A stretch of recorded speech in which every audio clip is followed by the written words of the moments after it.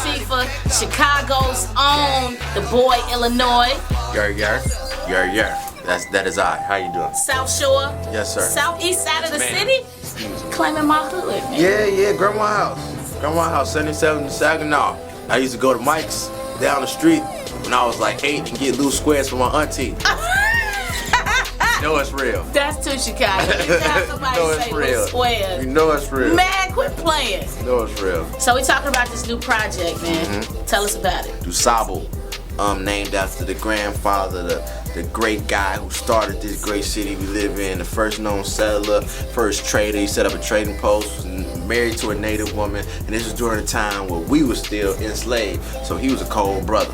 I want to be just like that cold brother, and I hope I embody his spirit in this project. And I just, he Haitian, I'm half Haitian, and it's a little history Haitian lesson. butters. Love something. But I just feel like it's a good black history lesson for all of us to know and understand where we come from and the city that we live in, especially with all the violence and all the other stuff that surrounds it with the black youth. No, we come from black excellence. This is what founded the city. So, Dusable, baby. So talk a little bit about the content of the songs. Like, what are the songs about on the project? It's really the song. This time I just wanted to. I'm a socially conscious, quote unquote. I call my music conscious commercial. Okay. You hide the medicine in the rest of the food, so you take it. You like, I ain't even know I got the message. You got the message. So it's just real up tempo, good, good energy type music, but with a message way in the back. You gonna get it later. So that's what the kind. I'm just keeping it up with the times. Okay. So you say he talk about a lot of social issues, but he like to kick it too. Yep. At the same time. I come through in a 3-piece suit, break it down to Vega, throw white folks all the way off. What high school did you go to? I went to Mount Carmel High School, 63rd Dante in the hood, but it was like 95% white folk. That was my first time being in a school where it wasn't all us. So I learned a lot of stuff about people that I've never been around, especially historical things between whites and blacks. And I learned that I understand their ignorance to a certain extent, and I know how to operate amongst them, just like how I know how to operate. I did both sides of the fence. I learned how to move and translate certain things from people. Like, hey, this is what we mean and this is what they mean. So it was great. High school was fun, but I transferred out after like two and a half years. I was like, get me out of this all-boys school, mama, please. And I ended up going to Thornridge in Dalton. Quit playing. Yeah. My boyfriend went to Thornridge. Yeah, I graduated a Falcon, and a lot of different learning experiences there. But if I had to do it all over again, I probably would have stayed in Mount Carmel. Dusable creatively, the people that you worked with, who did you collab with on the project? I had maybe like 2 songs prior to before me wanting to make this a project. Me and my homie D Gaines, we had a friend in common. He brought me to D Gaines' spot. My homie ended up taking one of them naps. That's what we like to call them, one of those naps. You just go to sleep.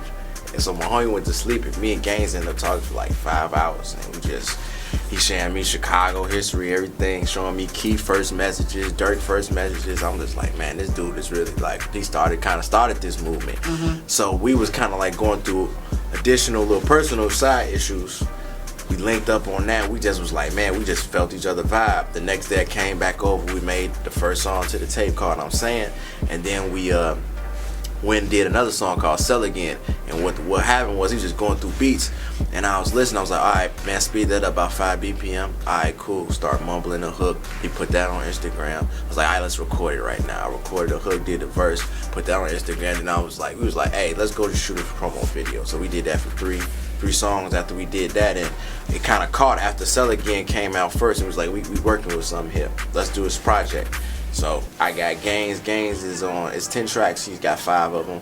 My homie J Mix, 25th Hour, my big homie Rail, who I've been friends with for 25 out of the 28 years I've been on this earth, and my homie Coop.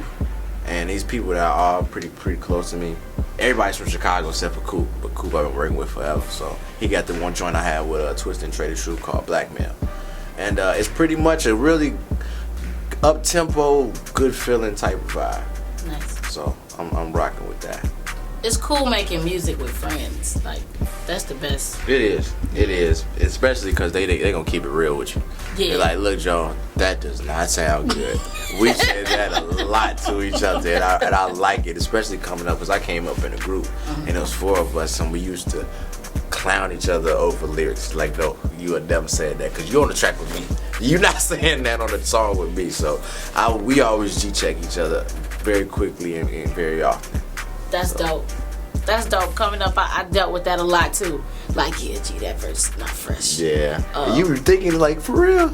Like, dang, alright. If you think, alright, I'm gonna roll with what you gotta say. Right. I thought it was cool, but it's okay. It's alright.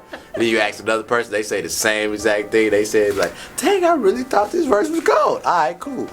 Dang, I'm gonna go home. Got me down on my skills now. No, but it worked. It worked very well because it made me the artist that I am now.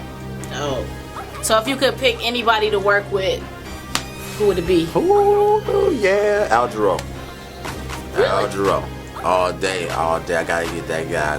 He going through some health issues. Look, I went to go see Al Jarreau, Jeffrey Osborne, at the Horseshoe, and they was asking all people's ages, and they never got to my age group. And I was like, man, I'm really the youngest person in here. Old soul. Yeah, my pops was old when he had me, so all the music I listened to was real old. But Al Jarreau was #1 in our house. That's dope. I like #1. this dude, man. Like, that's how I am. I'm the youngest person at the station that I work in. And I'll be in here singing all the old school joints, all the classics. But I know them because I made music.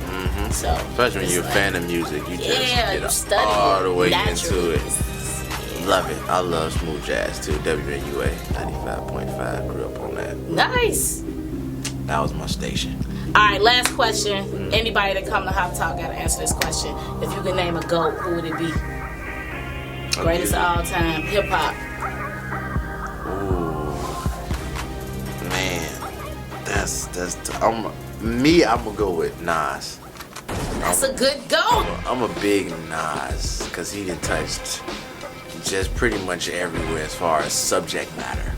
You know, I'm a big subject matter guy, and if you can take a song like Rewind and rap it, that is so creative. When I first heard Rewind, I was like, as an artist, I was like, yes, I want to rap a song like, I don't know, but something got to be that cold where you started from the back. Yeah. So it was real dope. So Nas is definitely my go.